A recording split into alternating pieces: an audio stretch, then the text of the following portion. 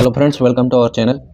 Friends, इस video में हम डिस्कस करने वाले हैं difference between entrepreneur and professional manager या difference between entrepreneur and manager. इस वीडियो में हम जानेंगे एंटरप्रेन्योर और एक प्रोफेशनल मैनेजर या एक मैनेजर में क्या अंतर होता है। तो फ्रेंड्स, वीडियो अच्छी लगे तो चैनल को सब्सक्राइब कर दीजिएगा, बेल आइकन को प्रेस कर दीजिएगा ताकि भविष्य में आपको ऐसी नॉलेजेबल वीडियोस मिलती रहे। Generally, the two terms entrepreneur and manager are used interchangeably, but they are different in their meaning. दोस्तों, ये जो दो टर्म है एंटरप्रेन्योर और मैनेजर, इनको कभी कभी मतलब इंटरचेंजेबली यूज़ किया जाता है एक दूसरे के साथ, लेकिन इनका जो मीनिंग है ये दोनों टोटली डिफरेंट है, मतलब अलग अलग है दोनों। ये दोनों एक नहीं है, अलग अलग है, लेकिन इनको कभी कभी इंटरचेंजेबली एक दूसरे के साथ यूज़ किया जा सकता है। तो आइए जानते हैं इनमें क्या डिफरेंस है। Point number 1, status. पहले जानेंगे इनका स्टेटस क्या होता है। An entrepreneur is the owner of the business enterprises. जो एंटरप्रेन्योर है वो ओनर होता है किसी भी बिजनेस एंटरप्राइजेस का। यानी स्टेटस क्या है एंटरप्रेन्योर का, वो क्या होता है, मालिक। उसका स्टेटस क्या है एंटरप्रेन्योर का, मालिक। He makes his oven investment and ओवन्स his business. जो एंटरप्रेन्योर होता है उसका अपनी बिजनेस में अपनी इन्वेस्टमेंट होती है और उसका बिजनेस भी अपना होता है। A manager is a just an employee in enterprises which is owned and run by the entrepreneur. और लेकिन जो मैनेजर होता है वो सिर्फ एक एम्प्लॉय होता है एंटरप्राइजेज में, जिस एंटरप्राइजेज को एंटरप्रेन्योर ने बनाया होता है और जिस एंटरप्राइजेज को एंटरप्रेन्योर रन करता है, उस एंटरप्राइजेज में मैनेजर क्या होता है, एक एम्प्लॉय होता है। यानी एंटरप्राइज, सिंपल भाषा में अगर आपको मैं बताऊं तो एंटरप्रेन्योर का जो स्टेटस है वो ओनर का है और मैनेजर का जो स्टेटस है वो एम्प्लॉय का है। Point number 2, target. आइए जानते हैं आप दोनों का टारगेट क्या होता है। The main target of entrepreneur is to start his venture by setting up a sole trader और फर्म और कंपनी। जो मेन टारगेट होता है एंटरप्रेन्योर का, अपना वेंचर स्टार्ट करना, या वो सोल ट्रेडर का वेंचर स्टार्ट कर सकता है, या फर्म स्टार्ट कर सकता है, या कंपनी स्टार्ट कर सकता है। ही सेट्स हिज ओन गोल। जो एंटरप्रेन्योर होता है अपने गोल बनाता है और उनको अचीव करने की कोशिश करता है। अब जानते हैं एक मैनेजर क्या क्या टारगेट होता है। द मेन गोल और motive of manager is give to service to the enterprises set by the someone else. लेकिन जो मैनेजर का रोल होता है, मैनेजर का जो टारगेट होता है, मैनेजर का टारगेट होता है सर्विस प्रोवाइड करना एंटरप्राइजेज, उस एंटरप्राइजेज में जो किसी और ने बनाया होता है। Point number 2, decision making. आइए जानते हैं अब ये डिसीजन मेकिंग कैसे लेते हैं। Point number 1। पॉइंट नंबर 3 क्या है, decision making. All of the policies and strategies decision like those comprising of expansion, diversification, taking over mergers, capital budgeting, affairs, pricing policies, etc. taken by the entrepreneur। Decision making की अगर बात की जाए, जितनी भी company की policy होती है, स्ट्रेटजी होती है, वो कि बिज़नेस को डाइवर्सिफाई कैसे करना, टेक ओवर कैसे करना, मर्ज कैसे करना, कैपिटल बजटिंग कैसे करनी है, प्राइस पॉलिसी क्या रखनी है, वो सारी कौन करता है, वो सारी करता है एंटरप्रेन्योर। लेकिन जो मैनेजर होता है, while all those managerial operational decision which should have impact on the short and medium term result are taken by the manager। लेकिन मैनेजर सिर्फ वही डिसीजन ले सकता है जो शॉर्ट टर्म में बिजनेस में अफेक्ट करते हैं।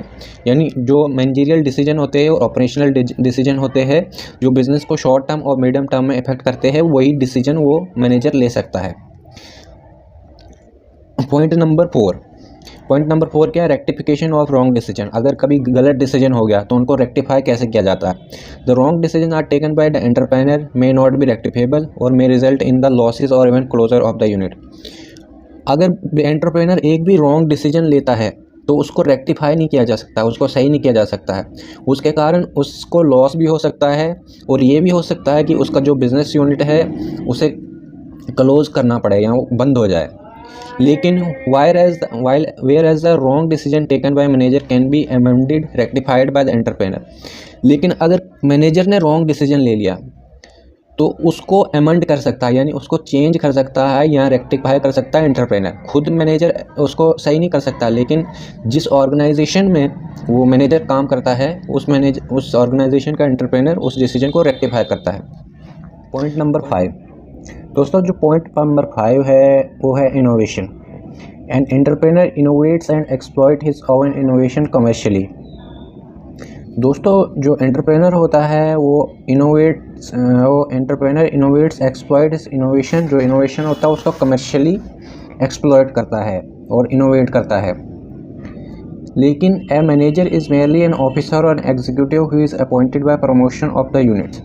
लेकिन जो मैनेजर होता है उसको किसी ऑफिसर को या एग्जीक्यूटिव के रूप में अपॉइंट किया गया होता है प्रमोशन यूनिट में। He simply implement the plans prepared by the entrepreneur. ये जो मैनेजर होता है वो प्लान इम्प्लीमेंट करता है जो एंटरप्रेनर ने प्रिपेयर किए गए होते हैं या उसको एंटरप्रेनर द्वारा दिए गए होते हैं। Point number 6, risk bearing. An entrepreneur, being a owner of his units, undertake all risks and uncertainty of running his enterprises। दोस्तों जो एंटरप्रेनर होता है वो ओनर होता है किसी भी बिजनेस यूनिट्स का, वो सारे रिस्क खुद लेता है। कोई भी अनसर्टेनिटी आती है बिजनेस में या रनिंग को चलाने में तो उसको ही रिस्क उठानी पड़ती है। लेकिन manager doesn't bear any risk because he is fix pays salary. लेकिन जो मैनेजर होता है उसको कोई भी रिस्क नहीं उठानी पड़ती है। ये प्लस पॉइंट है मैनेजर के लिए कि उसको कोई भी रिस्क नहीं उठानी पड़ती है क्योंकि उसको सैलरी दी जाती है एंटरप्रेनर के द्वारा या जिस ऑर्गेनाइजेशन में वो काम करता है उसके द्वारा। Point number 7, skills. The skills expected from the entrepreneur is in the form of creativity, innovation, desire for high achievement and intuitions. दोस्तों जो मैनेजर होता है, जो एंटरप्रेनर होता है, उसमें क्रिएटिविटी, इनोवेशन और डिज़ायर फॉर हाई अचीवमेंट्स की ये सारी स्किल्स होनी चाहिए उसके अंदर। Whereas manager depends on the public dealing abilities and conceptual abilities. जो मैनेजर होता है उसमें पब्लिक डीलिंग एबिलिटीज़ होनी चाहिए और कंसेप्चुअल एबिलिटीज़ होनी चाहिए। Qualification. An entrepreneur does not need to have a distant degree from the reputed university. जो एंटरप्रेनर होता है उसको मतलब किसी क्वालिफिकेशन की ज़रूरत नहीं होती है रेप्यूटेड यूनिवर्सिटी से। On the other hand a manager nowadays need possesses degree in the stream of the management theory और प्रैक्टिस। लेकिन जो मैनेजर है वो क्वालिफाइड होना चाहिए किसी रेप्यूटेड यूनिवर्सिटी से और उसकी मैनेजमेंट की जो डिग्री होती है उसके पास होनी चाहिए। Point number 9, rewards. The rewards of entrepreneur is the profit earn by the him. Entrepreneur के लिए रिवॉर्ड क्या होता है? प्रॉफिट होता है जो उसने अर्न किया होता है, जो अर्न करता है एंटरप्राइजेज में। A manager get his monthly salary. जो मैनेजर होता है उसको मंथली सैलरी मिलती है। A manager gets his monthly salary as his reward for the service rendered by him and his reward are certain fix and regular. जो manager होता है उसका जो रिवॉर्ड होता है फिक्स भी होता है और रेगुलर भी होता है, यानी उसको मंथली सैलरी मिलती है, वही उसके लिए रिवॉर्ड होता है। तो ये थे 9 पॉइंट्स डिफरेंस बिटवीन मैनेजर और एंटरप्रेनर। तो फ्रेंड्स वीडियो कैसी लगी कमेंट सेक्शन में ज़रूर बताएं और हमारे चैनल को सब्सक्राइब कर दीजिएगा, बेल आइकन को प्रेस कर दीजिएगा ताकि भविष्य में आपको ऐसी नॉलेजेबल वीडियोस मिलती रहे।